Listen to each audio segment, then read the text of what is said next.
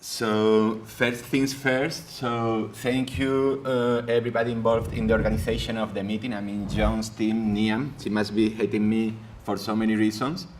The sponsors and everything, because the conference is really nice and it's good to see that it's growing in scope, but it keeps as cozy as always, as fun as always, and I think that that's good to get people together and all that. So I think my talk is a bit weird in the sense that it's dual. I mean, the first part will be a summary about carotenoids, importance of carotenoids in agro-food and health. I think that John Nolan had a good point here because he wanted me to make an overview of the importance of these compounds for our new colleagues that are approaching the field. So carotenoids, if that work exists, you can listen, but it's intended for other people just to get them addicted into carotenoids. And the second part is just to explain our experience, because there are people here belonging to the European network, John Nolan, George Lies, Torsten Bond, Joab Sharoni, even Begoña Almedilla. The things that can be done through networking with very little money, okay? And those are things that are benefiting us all a lot, I think. So, the index, this is a big index indeed. So the first part of the talk, those will be more or less the contents, and then the second part, the benefits of networking. I will be talking about the Ibero-American network, that was the germ of a Spanish network, and now the germ of the EUROCAROTEN network that is running now. Carotenoids are, normally we think about them about like if they were only color, but they are really, really very versatile. So we can find them in organisms in the most diverse environments. They are synthesized by all photosynthetic organisms, and also by some bacteria and fungi. Animals, we are not able to synthesize them, although there are some exceptions. So some years ago, it was demonstrated that some insects were able to synthesize them through genes transferred laterally from fungi. So one important thing is that they are very widespread. We can find them again in so many different environments. And the good thing is that in some cases, they are key for the survival of organisms in really harsh environments. For instance, think the thermal ponds you can find in Yellowstone. Someone should organize a carotenoid meeting in Yellowstone, please. So carotenoids are embedded in the membranes, and they are thought to be key for the survival of these bacteria. So I want you to think about stress, and carotenoids are there, and carotenoids are good for the survival. Another example, there are many. So for instance, there are bacteria that are resistant to very harsh conditions, not only desiccation, high temperatures again, but also even large doses of radioactivity. So carotenoids are there too, and they are supposed to be helping these bacteria thrive in such environments, combating oxidative stress and others. So stress, they are helping there. I like this picture because sometimes we don't look at carotenoids from an evolutionary point of view, and I think that's very important. So again, carotenoids were not invented to provide color, but to interact with light otherwise, right? So they are present in one of the first inhabitants of planet Earth, cyanobacteria, right? And nobody could see when cyanobacteria appeared on life, right? So they interacted with life through photosynthesis, probably helping collecting light that was then transferred to chlorophylls to carry out photosynthesis, and also for photoprotection. I mean, this released oxygen, highlight, you can form singlet oxidation, and all that. Carotenoids were there.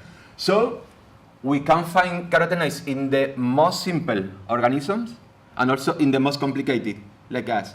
And it's not by chance, that's my feeling, that they are in the retina, as you know better than me, because that's one of the points of the body where light reaches with the highest intensity, right? So that couldn't be by chance. So in between, there are like 1,000 organisms that accumulate up to over 800 carotenoids. So I think it's reasonable to think that structures, physicochemical properties, actions of carotenoids have evolved, and that's been good. Has had a role in the evolution of so many species. So one example, before color vision, plants were very boring. I mean, they were green. So when color vision was developed, they had to react. What did they do? So they developed structures like flowers that were able to accumulate not only carotenoids but other pigments. Why? To attract insects. I mean, a very important ecological role. The same with fruits, right?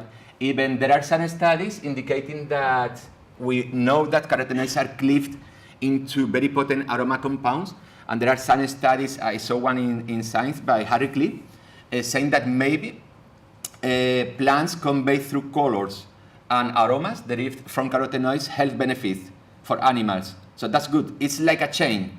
I mean, plants take care of the animals, animals take care of the propagation of plants. So you know, so much theory, but it makes sense, everything put together, at least to me. I don't know if to George. By the way, Torbert, watch your wallet, trust me.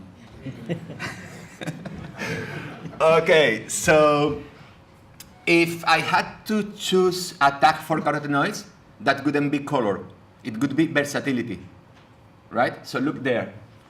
Photosynthesis, we always think about chlorophyll, so carotenoids are there transferring light to chlorophyll and also protecting them from oxidation, right? And photosynthesis is the driving force of life on Earth, right? Just because of that, carotenoids are really important on Earth. But there is much more. Reproduction, I mean ecological signals, plants, reproduction, propagation, also in animals. I mean flamingos can communicate nutritional state, health state, parasite load through color, and that's good for their reproduction. Sometimes we don't think that they are in membranes, and membranes are very important. I mean, not only because they separate cells, they separate different organelles, they separate different processes, they manage the transfer of nutrients and other compounds, and also they are key for signal transduction, so carotenoids are there. And normally, the length of the carotenoid in an organism matches very well the width of membranes. Again, that shouldn't be by chance. For instance, you know Staphylococcus aureus, okay, the pathogenic bacteria. So the membrane is thinner, and the typical carotenoid there is shorter. Just the contrary, there are bacteria with thicker membranes and longer carotenoids. So they must be doing something there. That couldn't be by chance. And also, protection against oxidation, although they can also be pro-oxidant. So we have seen in the last 25 years that it's easy to demonstrate this in a test tube, but it's very complicated to demonstrate that in vivo. So that's why, for instance, we like very much the worm model we used yesterday. It's very simple, so to make some hypotheses, I think it's a sensible and reasonable model organism to try to learn about possible in vivo antioxidant actions. Torbert, the wallet, trust me. Okay, so I want to say another thing. And there was some discussion about this at the GRC. We have a problem with nomenclature. So we call apocarotenoids everything that is cleaved from carotenoids. So we need to tell the UPAC to update the nomenclature of these compounds because the field is growing so much in this direction. So we have carotenoids, but that's not all. So organisms have enzymes, oxygenases, that cleave them. They can also be cleaved chemically. And we obtain many more compounds that exhibit different actions. And look, they are very potent. So someone said yesterday about, or the other day, about the concentration of carotenoids and things like that. So sometimes the fact that a compound is in a very low concentration is indicative that they are very potent. We have an example, retinoic acid. I mean, it's really, really difficult to detect, and they trigger so many biological actions. Another example, so there are aromatic derived compounds from carotenoids that can be detected in water at the levels of parts per billion. Parts per billion is milligrams in 1 liter, micrograms in 1 liter. parts per million. So very little concentration, and we can detect them. So it's sensible to think that these derivatives can be very, very potent. So again, maybe the thing that they cannot be detected can be indicative that they are doing so many things, and that their formation can be very regulated. So vitamin A, aroma compounds, also to attract pollinators and seed dispersers. Some act like hormones. Example, trisporic acids in fungi, abscisic acid in plants, strigolactones in plants. They are very important, and they are eliciting much interest lately. Repellents, for instance, not only the grasshopper ketone, it's a volatile that is released by some insects to repel others. But for instance, it's been shown that beta-ionum has the same role in other organisms, and there are so many other actions to discover. So actions of carotenoids and also actions of carotenoid derivatives. So again, the tag for me to define carotenoids would be versatility. So let's look at this. Those are the things carotenoids do in plants. Very important, photosynthesis, up on the left. At certain developmental stages and in certain tissues, they synthesize other carotenoids to attract pollinators. In fruits, they form other carotenoids to attract seed dispersers. But that's not all. Then they are cleaved, and they trigger so many responses through hormone-like actions and by other means. So again, not only color, versatility. What are the main dietary sources of carotenoids? They should be fruits and vegetables. But for some people, unfortunately, they are additives. I'm not saying that additives are bad. I work in food science and nutrition, and I can say that normally they are really good. And if we have a doubt that they can be harmful, they are withdrawn. So why they should come from fruits and vegetables? Because there are so many things. But of course, the safety of the others is also beyond doubt. Other ones, eggs, milk and dairy, seafoods, salmon flesh, trout flesh, some mussels, additives, and also supplements, right? So carotenoids are versatile in nature, so they can be also very important in terms of the diet and also for the development of new food products. For instance, to increase the intake of vitamin A, to improve the color, one of the main factors contributing to the acceptability of foodstuffs, and also again because they can provide health benefits. And the impact in socioeconomic terms is beyond doubt, as we all know. So as the previous speaker says, so we should look for colorful carotenoids because they contain not only carotenoids but also other health promoting secondary metabolites. So many of you know that, but because of the role of carotenoids in photosynthesis, the darker a vegetable is, the higher is the amount of carotenoids.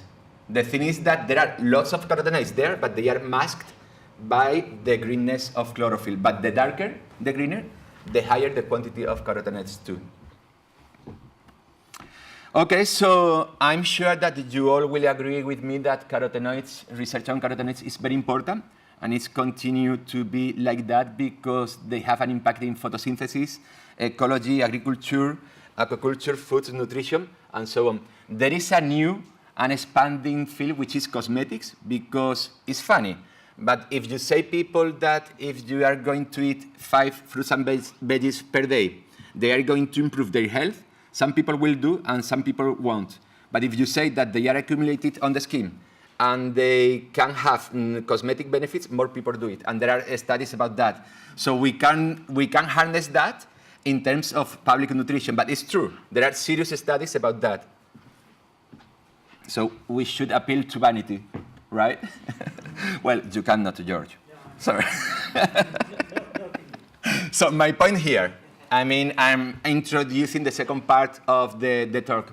So we should think that we have lots of chances of increasing well-being through research and innovation on carotenoids. So sometimes we are in the lab. Well, I'm not in the lab. I wish I could, but I'm always answering emails and all that. But when we feel down, we should feel that we are doing something that in the long run is going to have an impact for all of us.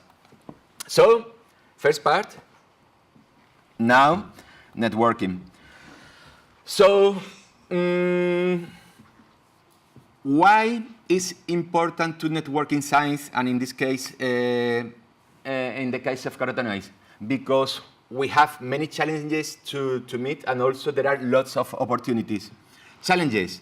I mean, we all know that it's very difficult to work with carotenoids. And stability issues, so even if you are the best carotenoid analyst, you are losing carotenoids, preparing the sample, saponifying, and all that. So if you are approaching the field, it's important to get in touch with people organizing training in school and things like that to make sure that you minimize those losses. Or again, those that use cell cultures and, for instance, other materials containing carotenoids, if we are not careful, the effect we observe is not due to carotenoids, but to oxidative derivatives. So it's important that people with the same goal, more or less, but with different expertise, communicate. Okay? And it's important to get funding for that, to organize training schools, to exchange students, and things like that. So opportunities, again, versatility. There are many applications, but there are many more to think about. Very few studies, of course. The most studies are the ones that are present in humans, right? But there are many more. So of the 800, I would say that 10, 15 are being studied extensively. Again, the ones important for nutrition normally. But there are many more that we can study for other purposes, to develop other kind of products, not only in agro-food and health, but beyond. Another point is that carotenoids can associate with other molecules, fatty acids, sugar, proteins, and then you obtain compounds with very different properties. Different colors, in the case of carotenoid proteins, different solubility, which can be important to increase bioavailability and the circulating levels of carotenoids. And all in all, we can harness all these opportunities to deliver benefits. So this was my first experience in networking. I had the pleasure to work with Begoña Olmedilla, who also worked on this network. I like to take the opportunity when I talk about this to send a message to the early career investigators. When I say early, I mean earlier than me, right? So very early. Okay, so we applied because I promised someone that I would form an Ibero-American network. I applied for funding, and my proposal was was last but 3. And I can promise that there were many more than 3 applications. So I was tempted to throw the towel. So next year we applied again, and we ranked 3 from top this time. And the 3rd time we made it, right?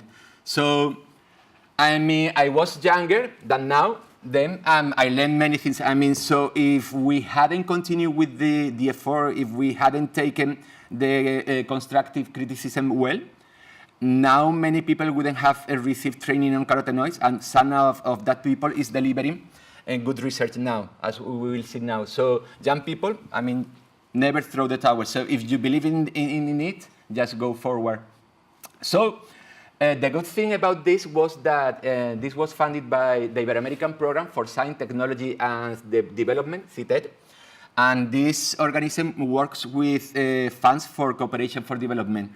That was in the middle of the crisis we had, so the level of funding was very, very, very low. So if it's low for research, it's even lower for cooperation for development.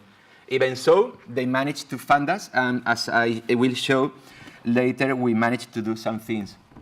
So in total, we were 54 groups from 15 Ibero-American countries, and we got as much as 100,000 euros for 4 years. Okay? So we managed to do things, right? We were working officially from 2012 up to 2015, officially because now we don't have the funding, but we have the network, right? Through research coordination and capacity building objectives, we were able to catalyze research, again training, getting studies done, and also the obtaining of funding, which is very important. We were able to start deliver things that will have socioeconomic impacts in the short term, and that was the germ of other networks, as I explained before. All right, so we did so many things. We had workshops, we had, again, training school, we had inter-exchange between students and all that, and we produced so many deliverables. This is some of them, right? This is an innovative database of carotenoid contents that we have recently published in Journal of Agriculture and Food Chemistry, and I hope that it's helpful for people working for the establishment of nutritional reference values like Liz or John Ehrman. It's innovative because we introduce new carotenoids. You know that I like very much phytoin and phytofluorine, also neoxanthin, bioxanthin, although they are not bioavailable. We also added information about saponification or not, because that can indicate that the levels are actually much higher. We also introduced a quality index to give a mark of the quality of the data we introduced. So that was one thing. One thing we liked very much is that here we even find carotenoid contents in foods that have been used by Indians, aboriginals, in the Ibero-American region, but they are not even domesticated. Second thing, this is a 700 book on carotenoids, and that's in Spanish. Unfortunately, in many of these countries, Spain included, things are changing now, English is a barrier, right? So this is the book I would have liked to find when I started my thesis. It's really very hard for us.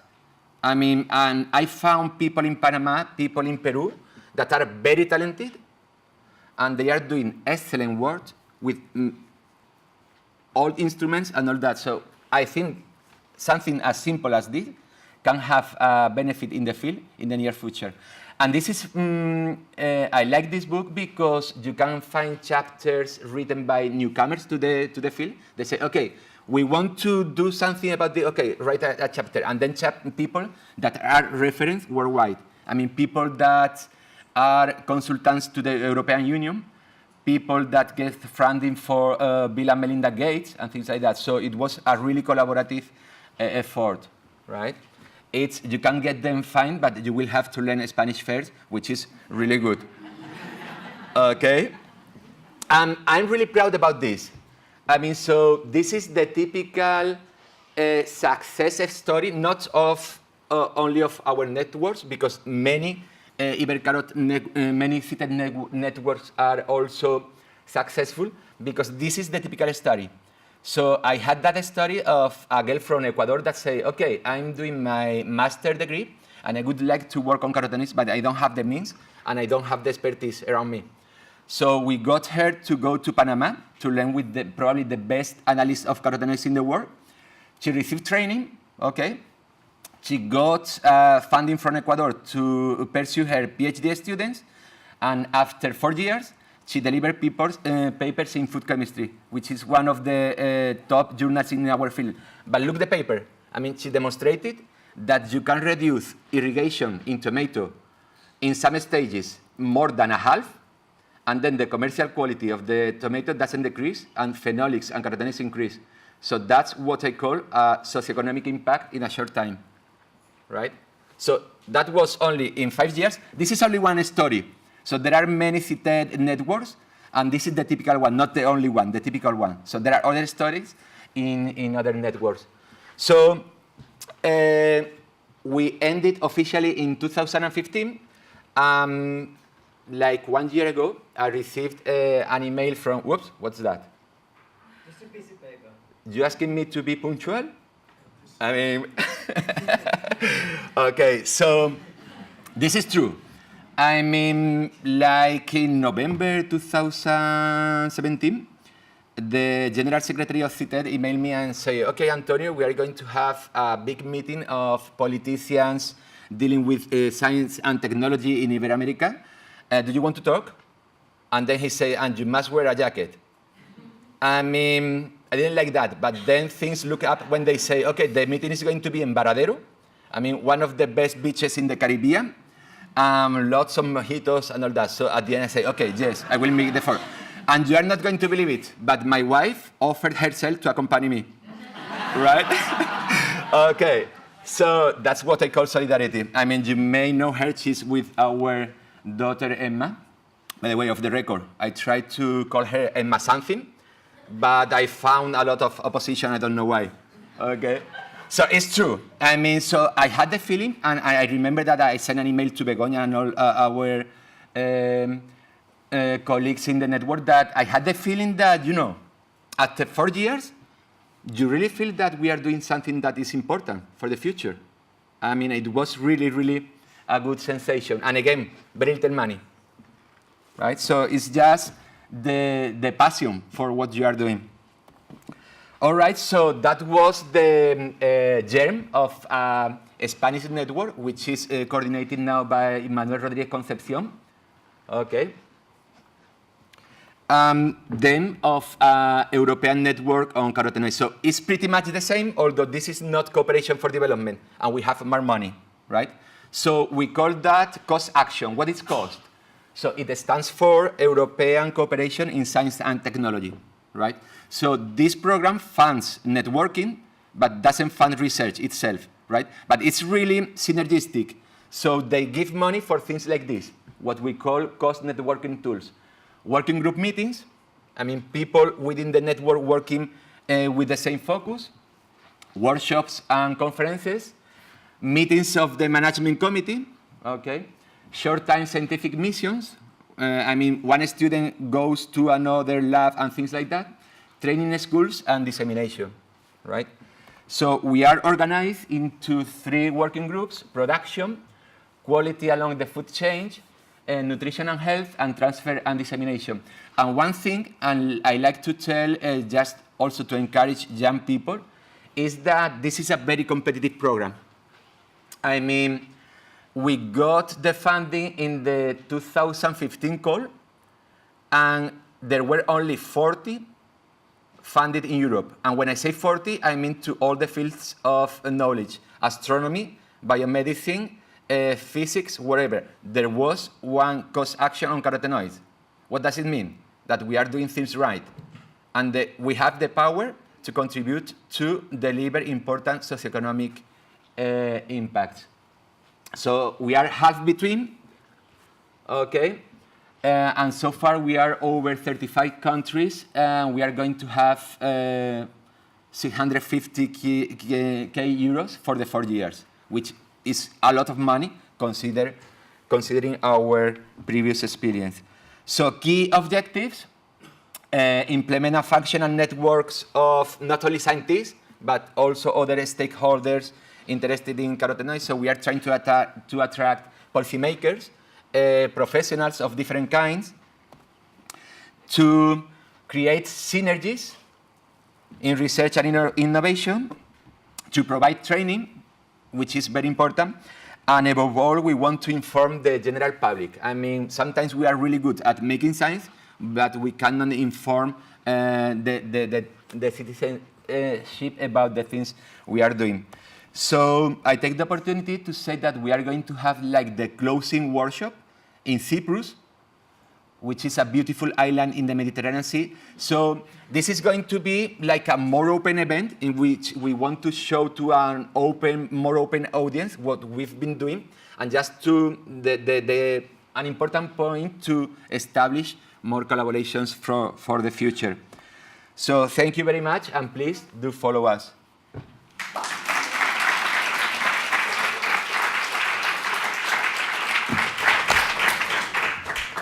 Thank you, Antonio. We just have, what, a couple of minutes, John? Yeah, we have to be back at 2 o'clock, so before we Yeah, we can take a couple of questions. If anyone has got some really nasty questions for Antonio, please go ahead. I'd just like to say on that, it's a wonderful network. Antonio's just done a wonderful job to make this happen, and already it's had successes that we've been able to measure. My own students have been at a workshop recently and got wonderful value from it, potentially going to go and spend more time in that laboratory now. So thank you for doing it. And for the industry people that are here, there's a great opportunity to bring industry into this as stakeholders. So we won't talk about it now, but if anyone from industry is interested in knowing about this, please contact me and I'll work with Antonio to support it. So well done. Thank you, John. One more if there is one. No? Well, I have to say something. Yeah. So you went to this meeting on the coast with your wife, and it had a positive outcome? Yeah, well, it depends on what you mean by positive. I mean, it was fun. Okay, so you had mojitos, is that correct? What? You had mojitos? Yes. Yes, and so in the mint, what is the carotenoid profile of the mint leaves that you had mojitos? That's easy. Neoxanthin, bailaxanthin, lutein, and zeaxanthin. And beta-carotene. Okay, I think we should go eat. Yeah.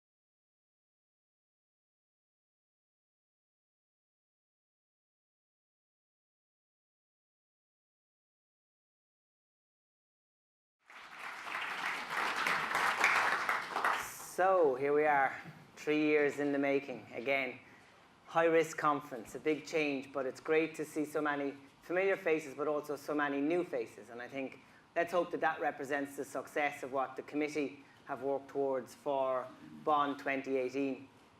We have a very, I suppose, diverse schedule, but very formulated in that we have clear objectives that we want to achieve throughout the conference. And no doubt, Professor Bernstein will set our homework for us as standard and as expected now. So we look forward to Paul's session come the end of this event. So just a couple of things from me, just to give you some information on where we are now. This is, of course, an international conference, and we have people here represented from all over the world, which I'm very pleased to show you. You'll notice from the correspondence that we've had to create official membership for BON from the 3 years. If you remember, we started in 2009, 2011, 2013, 2015. So this is the 4th event, but we've had to kind of put decorum and structure to the membership. Now more so than ever with how we manage data, which is based on new European standards. We have officially 184 BON members, and that is where active academics or stakeholders have an official registration and an interest in our field of research. This is across 16 countries.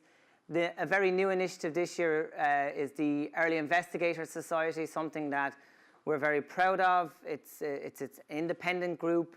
It has its own chairperson, and it's basically about creating a platform for these scientists to become leaders for the future. And we're going to hopefully learn a lot about the Early Investigator Society over the course of the event, and you get to meet the members and so on. At this event, we're going to have 150 attendees, which is really great because it's pretty much capacity for what we can achieve at this event. So you're all very welcome. The committee, this was a new committee which was established at the end of the 2015 conference. And you can see here the diverse expertise and personalities that have been responsible. And I have to really, I'll do it at the gala dinner again, but to say now to thank you to the committee for their true work and their honest efforts to try and make this event the event that it is, and try to bring newness and creativity to it. So I had the pleasure of walking with George Britton last night and talking about the work that we did, and I think we both agreed that it was a very honest effort and something that we're proud of. So you'll get to know the committee. And this is the Early Investigator Society. This is an independent committee. They do have a voice on the main committee via the chair, Dr. Rachel Moran, who can't be with us today. She's hopefully having a baby as we speak. I think we're going to call the baby Bon. And also Sarah Saint is another lady that's having a baby this time. So maybe there's a trend there, right?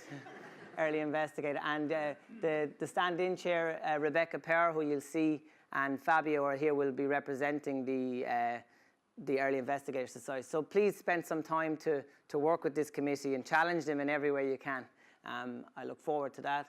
And of course, to the Howard Foundation, we wouldn't be here if it wasn't for the Howard Foundation, if it wasn't for particularly Dr. Alan Howard, his vision in 2008.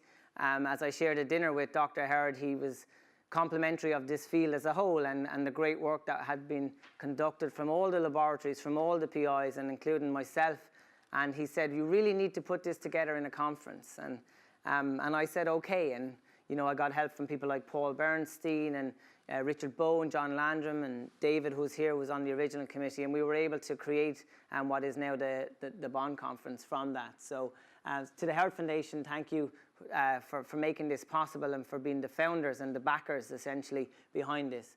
Also, to thank our sponsors. We really, you know, Cambridge is an expensive place to be and to do business, and rightly so. This is a wonderful opportunity. Just look around. But obviously, we have to raise funds to make that possible. And to the sponsors, you know, I think this is a conference where we don't want to just go through the conference and not work with and acknowledge and partner with the sponsors. These people really care about what we're doing.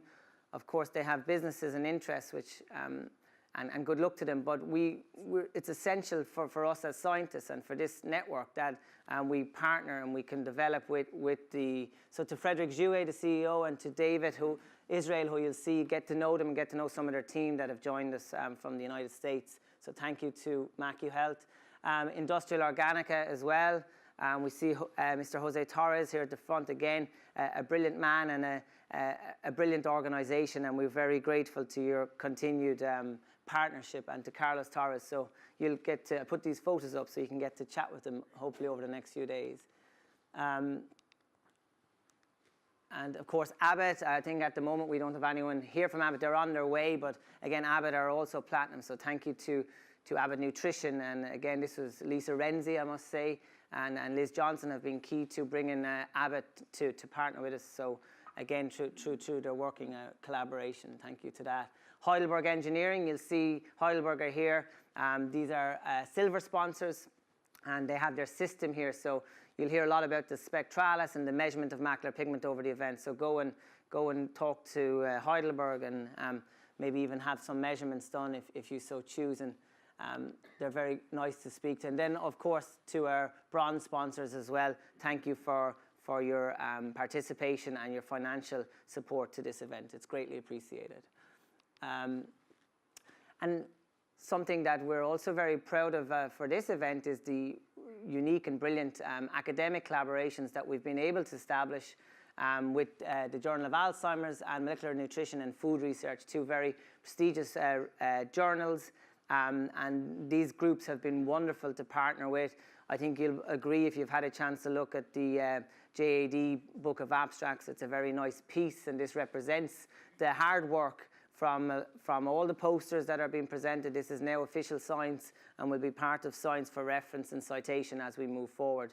So, and we have Dr. George Perry, who will be giving a keynote lecture traveling from the JAD. His flight is delayed, but he's on his way. And also from Molecular Nutrition and Food Research, there's a brilliant session planned for Thursday morning. It's an EIS initiative.